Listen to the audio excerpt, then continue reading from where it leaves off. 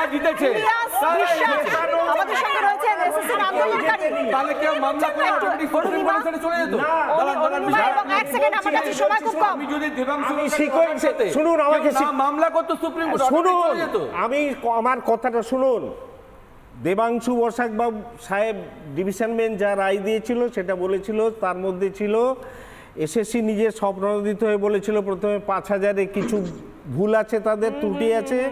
সিবিআইয়ের ফান্ডিং ছিল 8,000-এর কিছু বেশি। পরবর্তীকালে এসএসসি কমিশন বলেছে 28-এর সঙ্গে আমরা এগ্রি করছি সিবিআইয়ের সাথে। তারপরে এসএসসি বলে যে তাহলে কি বাকি 25,753 ফেয়ার? কমিশন তখন বলে যে আমরা দাঁড়ান, আমি ইলিয়াসের কাছে যাব, সময় খুব কম। ইলিয়াস, এতদিন ধরে আপনারা আন্দোলনটা চালিয়ে যাচ্ছেন, আজকে এসে এই যে এত কথা, এত জট, এই জট খোলার কোনো সম্ভাবনা দেখতে পাচ্ছেন? আপনারা এক সেকেন্ড পারেন। দেখুন এই সরকার প্রত্যেকটা নিয়োগ করেছে দুর্নীতির সাথে, যেমন primary, upper primary 9, 10, 11, 12, group C, group D. তো সেইখানে আমরা এই দুর্নীতির মুখোশ খুলে দিয়েছি কলকাতার রাস্তায় দীর্ঘদিন আন্দোলন করে। আমি ব্যক্তিগতভাবে আমরা 65 জন 2022 সালের ডিসেম্বরে জাস্টিস গাঙ্গুলির অর্ডারে আমরা চাকরি পেয়েছিলাম, কিন্তু এখন যেহেতু গোটা প্যানেলটা ক্যান্সেল হয়ে গেছে, তাই আমাদেরও জীবন একটা অনিশ্চয়তার মধ্যে। তাই আমরা সরকারের কাছে আবেদন রাখবো যাতে সঠিকভাবে সেগ্রিগেশনটা করে। আর একটু আগেই সরকারি দলের প্রতিনিধি বলছিলেন না যে মুখ্যমন্ত্রীর মুখাপেক্ষী, আবার তাহলে এরা আন্দোলনটা কার বিরুদ্ধে করছে? আমরা মুখ্যমন্ত্রী বা সরকার ভুল করেছে, দুর্নীতি করেছে, এটা প্রমাণিত। সরকারকে শোধরানোর জন্য আমরা আন্দোলন করছি। আমরা সরকার চেঞ্জ হবে কি হবে সেটা আমাদের উপর ডিপেন্ড করে না। সরকার ভুল করেছে, দুর্নীতি করেছে, এই মুখ্যমন্ত্রীকে শোধরানোর জন্য আন্দোলনটা করছি, যাতে সঠিকভাবে সেগ্রিগেশন সুপ্রিম কোর্টে যেটা 7ই মে যেটা বলেছিল যে আমরা যাদের পাশে আছি, যারা বৈধ ক্যান্ডিডেট, যারা লিগাল অ্যাপয়েন্টিজ, যাদের পাশে আমরা আছি, যে এসএসসির উকিল যেটা 7ই মে বলেছিল, আমরা আশা করব যে আগামী 6 আগস্ট আলটিমেটলি সেই তারিখ আমাদের এই মুহূর্তে যে তারিখের দিকে তাকিয়ে থাকতে হচ্ছে সেটা হচ্ছে 6ই আগস্ট। কি হয় সেদিকে নজর থাকবে। আমি একবার এই সিস্টেমের যিনি অংশ হিসেবে ছিলেন আমি তার কাছে আসব, চিত্তরঞ্জন মণ্ডল, এসএসসির প্রাক্তন চেয়ারম্যান, আজ আমাদের সঙ্গে রয়েছেন। আপনার কাছ থেকে জানতে চাইবো, এই যে সিস্টেমটা, এটা যে দুর্নীতির বাইরে নয়, বরং এটাই যে দুর্নীতির আঁতুড়ঘর, সেটা কখনো মুখ্যমন্ত্রী বলেছেন, সেটা এবার কোর্টে তো অবশ্যই তার বিভিন্ন সময় তার সেই ফেসটা সামনে এসেছে। এটা কি করে সম্ভব হলো? এটা কি শুধু এই 2011 থেকে শুরু, নাকি তার আগে থেকে দুর্নীতির শিকড়ের মধ্যে বাড়তে শুরু করেছিল? প্রথম কথা বলি, বর্তমানে যে ধরনের প্রেস কাভারেজ আছে বা যে সমস্ত ইলেকট্রনিক মিডিয়া এত বেশি অ্যাক্টিভ, যে এখন ধরে ফেলা, প্লাস মানুষের এখন অনেক সাহস বেড়েছে, তারা প্রতিবাদ করছে, তার ফলে এখন দেখাটা অনেক সহজ হয়ে গেছে। আজকে যদি আপনি 2010 সালের আগের কথা ভাবেন, 2010 সালের পরের কথা ভাবেন, তাহলে দেখবেন অনেক ত্রুটি বিচ্যুতি ছিল, অডিটও ছিল। অডিট নিয়ে সরকার কী করেছেন আমি ঠিক বলতে পারবো না, সেই ব্যবস্থা অনেক কিছুই ছিল, গণ্ডগোল ছিল, সে ব্যাপারে কোনো সন্দেহ ছিল না, কিন্তু ততটা সারফেসে আসেনি। তার কারণটা কি? কমিউনিকেশন সিস্টেমটা এতটা স্ট্রং ছিল না, রুলস অ্যান্ড রেগুলেশনসগুলোও ছিল বড় ফিসি। পরবর্তীকালে রুলস রেগুলেশন চেঞ্জ হয়, সেই মোতাবেক কমিশন রিক্রুটমেন্ট করে, এটাই তার দায়িত্ব। এবং কে ঠিক কে বেঠিক, কে যোগ্য কে অযোগ্য একমাত্র বলতে পারবে স্কুল সার্ভিস কমিশন, এবং চেয়ারম্যান যথারীতি বলেছেন যে এটা সম্ভব। কিন্তু সম্ভব বলার পরেও কেন যে এতদিন পরে, আজকে 16ই জুলাই, তার আগে বললেন সম্ভব না, আবার বলছেন সম্ভব, মানে কোনটা যে এসএসসির অবস্থান সেটা সত্যি আমি বিষয়টা খুব পার্টিনেন্ট কোশ্চেন। আমার কথা হচ্ছে যে এই যে শামীমের তুমি বাইট নিলে, আজকে সুপ্রিম কোর্টে মামলাটা কারা করেছে? এসএসসি। মামলা কারা করে? হাইকোর্টে হেরে যায় যারা, তারা সুপ্রিম কোর্টে গিয়ে মামলা করে। তার অরুণিমা দিনে তো জিতেছে। এই যে আশায় বুক বাঁধার কথা বলছো, সুপ্রিম কোর্টের দিকে চেয়ে আছে, কেন চেয়ে থাকবে? তারা তো জিতেছে। আজকে যদি হাইকোর্টের মামলাটা সুপ্রিম কোর্টে করা কাদ উচিত ছিল, যারা হেরেছে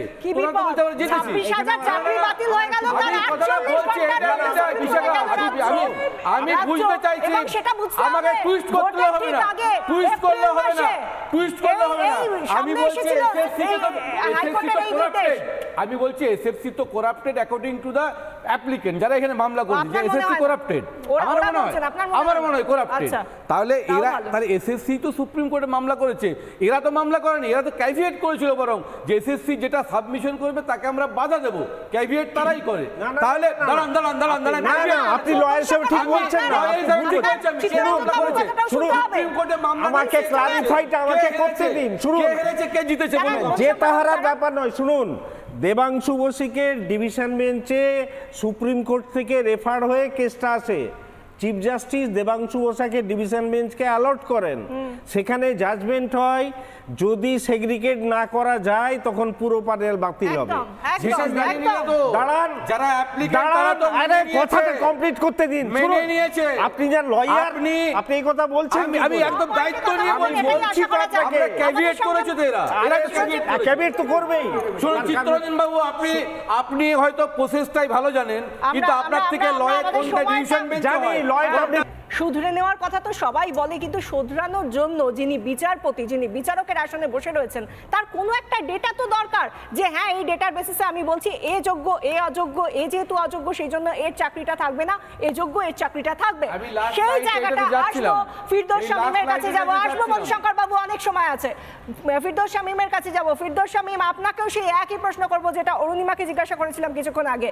সিবিআই তদন্তের ভার যখন সিবিআইকে দেওয়া হলো, সেই সময় গোটা রাজ্যের মানুষ ভেবেছিল যে ঠিক আছে এবার তো সিবিআই এলো, এবার নিশ্চয়ই এর একটা তল পর্যন্ত যাওয়া যাবে, চাকরি চোর কে সেটা ধরা যাবে, যারা যোগ্য তারা চাকরি পাবে।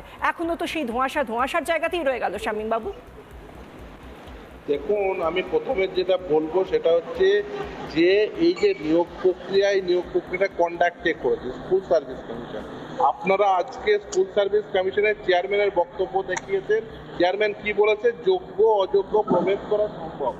আজকে যখন শুনানি হয় সুপ্রিম কোর্টে, প্রথম আমি নিজে উত্থাপন করি আদালতের সামনে যে আজকের দিন পর্যন্ত স্কুল সার্ভিস কমিশন সেই যোগ্য অযোগ্যদের প্রভেদ করার যে তালিকা, সেই তালিকা সহ কোনো এফিডেভিট আদালতে জমা দেয়নি। যিনি অ্যাপিয়ার করছিলেন এই অযোগ্যদের পক্ষ থেকে, সেরকম একজন কাউন্সিল বলে ও স্কুল সার্ভিস কমিশন তো অলরেডি একটা এসএলপি ফাইল করে দিয়েছে, ওখানে যা আছে ওটাই শেষ। তার মানে এর আগের দিন যে কথা বলেছেন আদালতে দাঁড়িয়ে যে যোগ্য অযোগ্যদের প্রভেদ করে আমরা তালিকা দেব, তাহলে কি সেটা মিথ্যা কথা বলেছিলেন?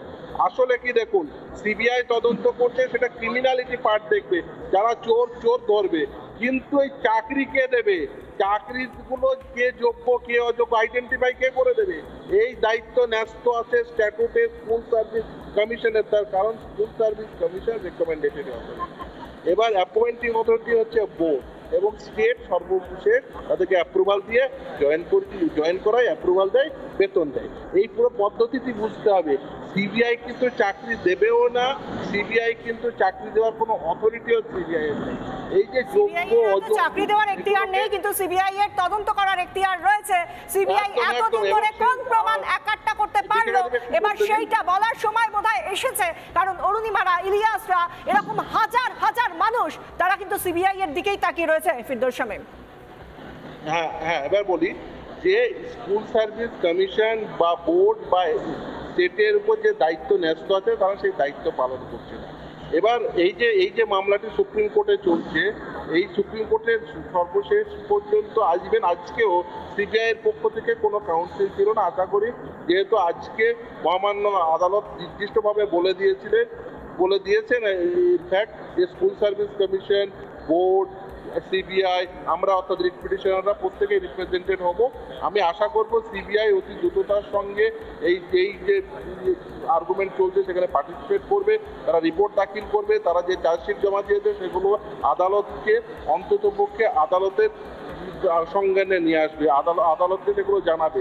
সেটা যদি না জানায় তাহলে, এবং বিশেষ করে স্কুল সার্ভিস কমিশনের উপর যে দায়িত্ব আছে সেই দায়িত্ব যদি তারা পালন না করে, যে পরিণতি ক্যালকাটা হাইকোর্টে হয়েছিল, একই পরিণতি হয়তো বা সুপ্রিম কোর্টেই হবে। তার কারণ যদি যোগ্য অযোগ্যদের প্রভেদ না করে দেয় স্কুল সার্ভিস কমিশন, কোটা প্যানেল কিভাবে ঘেটে গেছে একবার ভেবে দেখুন তো। আমরা যখন কথাগুলো শুনছি, একজন আইনজীবী যিনি এই মামলার সঙ্গে জড়িত, তিনি যখন বলছেন আমাদের সত্যি ভাবছি যে এর কোথায় শুরু কোথায় শেষ, মাঝখানটা কি আছে। আমরা সত্যি সাধারণ মানুষ হিসেবে, অরুণিমা, ইলিয়াস, আমরা সত্যি ভীষণভাবে ঘেটে গেছি।